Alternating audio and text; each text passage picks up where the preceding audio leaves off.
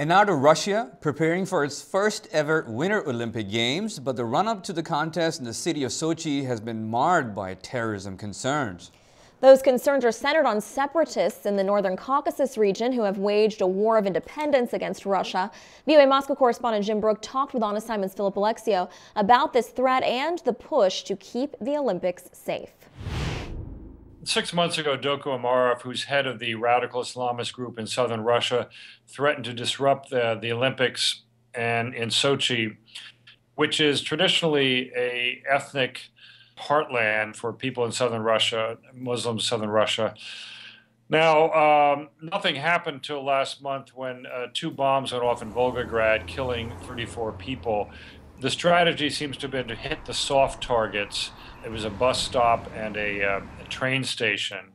So for the people who aren't familiar with the area, Volgograd, as I understand it, is pretty much a major hub to go through to get to the Olympics. Is that right?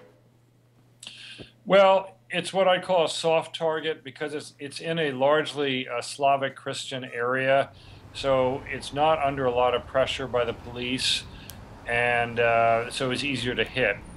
The southern Muslim areas are very much virtually under martial law. Now, Sochi itself, as I said, is on a huge lockdown, twice as many police and security people as, say, the Beijing Summer Olympics. Starting January 7th, they've banned all non-Sochi cars. They've closed the border to Abkhazia, which is a brachial region of Georgia. They just shut it down for a month. Now, they already have circulated flyers of 3 women who they're afraid might be suicide bombers who may have entered the area. So they're searching for these 3 people.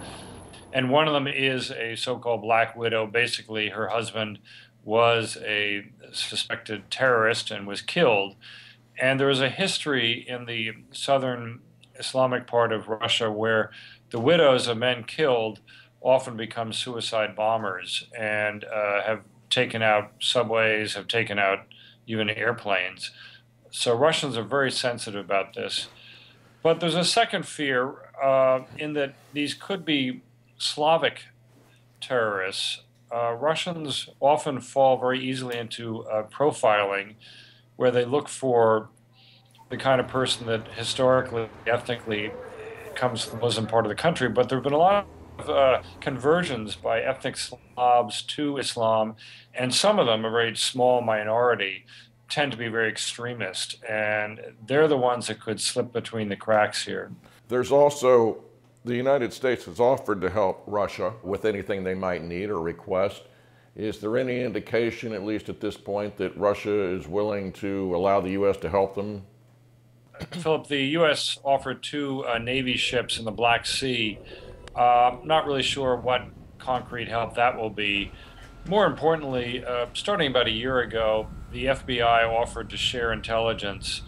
And given what we know now about the National Security Agency, that could be very useful. You know, there was an army of maybe 100,000 workers. It was called the largest construction site in the world. Many of them were from the overwhelmingly Muslim republics of Central Asia. And the fear is that during the construction period, explosives could have been planted in ski lift pylons, train tracks, or whatever, and then just be detonated, a year later during the Olympics. And this has actually happened in the Caucasus. The leader of Chechnya was killed by a bomb that had been put in a stadium, and he went to inaugurate the stadium, and this bomb that had been placed there several months earlier went off and killed him. So this is one of the fears that we're confronting today. What about the people who have been living in the area? Have they been moved out? Have they been mistreated? What about at least the Russian citizens around the area?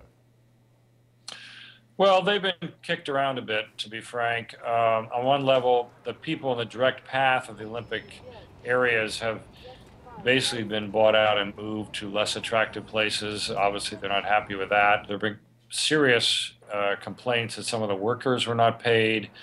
And then the whole societies had to deal with huge traffic jams. It's this area of 400,000 people for 6 or 7 years. It's really been a nightmare.